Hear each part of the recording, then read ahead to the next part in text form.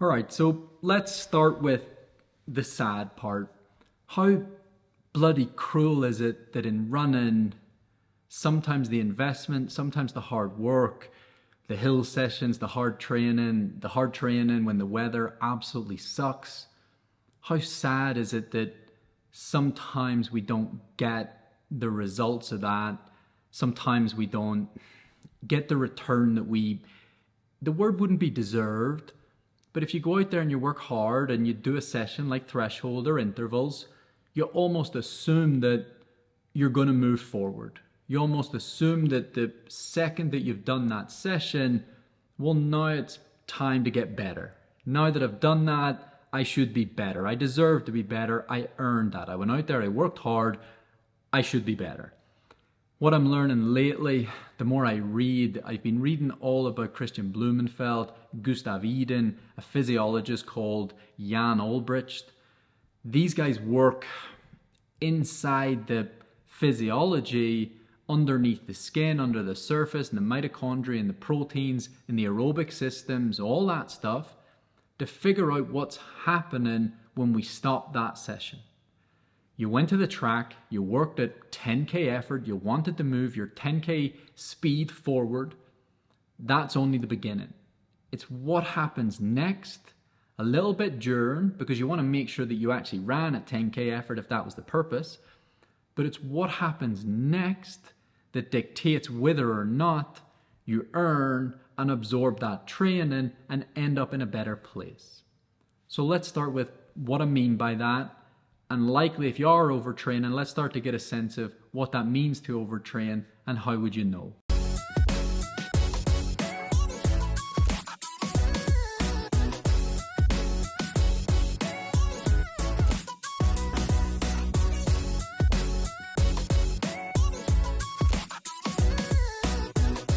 What you want to look out for is patterns that might suggest that you've possibly overtrained in the past, maybe you are now, or how to avoid it in future. Lack of appetite, poor sleep, perhaps your results just simply aren't getting better even though you're working harder. Maybe you've done the same session 2 weeks apart and things haven't moved forward. Maybe you felt worse, and then perhaps even worse than that, maybe you've picked up a bit of an injury. So look out for those signs within your training. Start to look back at what you've been doing lately. Have things been getting better? Have you made this big investment into the training, but you're not getting a return in races? And sometimes that's a sure sign of overtraining. Don't beat yourself up yet, because you likely just didn't know that you were overtraining. And what is likely the most unfair thing about all this is it really is unfair. By working harder, you should see a good return. By pushing harder in training, you're supposed to be better in races. The sad thing about running is that's just not how it works. It's smart investment. Running is all about a patient approach, being disciplined, and making smart and calculated investments in your training when the timing was right. So let's get into some of the common mistakes that people are making that's leading to overtraining and what sort of patterns that will show in your training, what it looks like, and let's start bloody avoiding that. All right, so hopefully you're following a plan, and maybe that plan is leading to your next 10K race, half marathon, etc. Perhaps it's a 5K. When you're following a plan, it's likely that that plan will be set up in a way that you can get the most out of your body. Hopefully that plan is specific to your needs, and that means that you're training specifically for that next goal race. But this is usually when overtraining starts. So you've got the plan, and it's not always overtraining in terms of total volume. Sometimes it's intensity, sometimes it's total volume, sometimes it's not enough rest days between sessions. Sometimes it's executing sessions in the wrong way, which leads to working at a higher intensity that likely would have took more recovery days. And because you didn't take the more recovery days, that led to overtraining. And so hopefully within your plan, there's enough balance in terms of the easy days, the steady days, and the harder days to make sure that your body has the optimal time to recover from what you're doing. You need to look at this in terms of frequency of training, which is how many times per day you could say, or times per week that you're training. Don't drastically change this from a previous build-up. That means if you ran 5 times a week in your previous build-up, don't suddenly go to 8, 9, 10 just because the plan said so. Then you need to look at intensity. So intensity control means that when you're out there doing a session, if it was supposed to be an easy run, and that meant that the next day was going to be a harder day or a steady day, well then don't do your easy run too quick. If you do that easy run too quick, and then you go out to do your steady day or your harder day, but you're tired because you did the steady day too quick, well, that's going to lead to overtraining. Then when you're doing the harder day or the steady day, make sure to do it at the right intensity. Not all sessions are set up to be personal best sessions. Not all sessions are set up that you're supposed to go out there and run the fastest pace possible to complete that session. That means if the session is 5 times 1 kilometer with 2 minutes rest, perhaps the session is not to run the 1 kilometer as fast as you possibly can because of that rest. Perhaps the session and the idea was to run at threshold tempo. And maybe by holding back that little bit, and then because you've got another session perhaps in 2 days' time, by holding back that little bit, you've given yourself a chance to absorb the session that you just did and be ready for the next session to then be able to absorb that as well.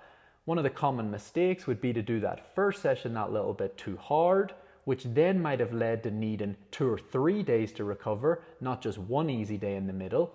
Because you did it too hard, then you took your easy day, then you came back to do that next session perhaps on the Thursday.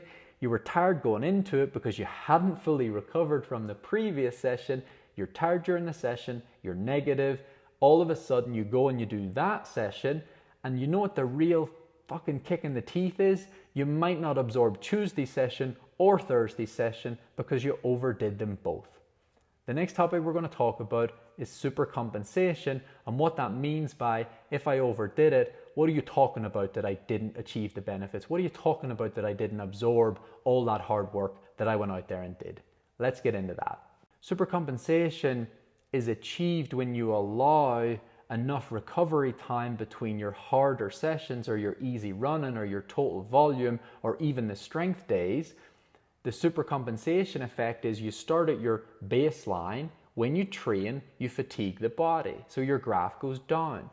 What then happens is if you allow enough recovery time, your graph will come back up and it will go past baseline. If it goes past baseline and you allow that recovery process to basically take place, well then you're in a better place than when you started. I often talk about the analogy of dipping a sponge in a bucket of water. If your sponge is already full, you cannot possibly absorb any more water. Well, that's the same with fitness. So what happens is if you break the body down and you train, if it's threshold, if it's intervals, even if it's just a run, you're breaking the body down in some way, shape or form. If you break it down quite a lot, that's going to lead to more recovery days. What happens is people start at baseline, they break the body down. As the body wanted to come back above baseline, you attack it with another harder day or steady day before it even had the chance to come back above baseline.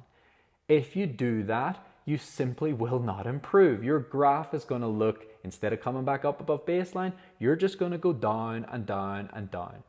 You're hammering your body into the ground, which essentially is just like going outside and throwing dollar bills or 10-pound notes or euros up in the air. Bye, bye, bye. What you need to start doing is making sure that you understand the intensity of the session that you're about to do. Do it at the right intensity, know that you've broke the body down, and then be logical and smart about roughly how many days it's going to take for you to get back above baseline. You can't always get back above baseline right away, but make sure over a week or 2 weeks or a month, you're allowing that supercompensation to take place, or you won't be ahead of baseline. If you're not ahead of your baseline, what was the point? That's known as a poor investment. Interjecting, so instead of allowing it to come back above baseline, if you intervene here before it's got back above baseline with something hard again, that's a detraining effect. You've lost the benefits of the first session and you're likely too tired to absorb the benefits of the second. Detraining. That's supercompensation. Okay, so here's my advice on what you do moving forward. All I'm going to tell you to do is just start looking at what you're doing. Are you doing it at the right intensity? Are you sticking to the plan? Are you allowing enough recovery days to go by before you do the next session? And does it make sense? If you enjoyed this, like, subscribe. I have a running website, joggingroom.com. There's a lot more on recovery, nutrition, psychology, strength conditioning, which if you want to look at this as a full package and you want to talk about supercompensation and you want to absorb the most out of your training, what you're looking to do is maximize those other areas that can contribute to supercompensation. If you do a threshold session or an aerobic power session and it takes 2 days to recover, 3 days to recover, but you add in good nutrition, good sleep, some strength and conditioning, that means that you can recover quicker. That means that that supercompensation effect can happen more often because you're doing everything you can around the training to really help the results move forward. It's not enough to just go to the track and work hard for an hour. You have to start building a program around that hour at the track. I hope you enjoyed it. Like, subscribe, do all those lovely things, and take care.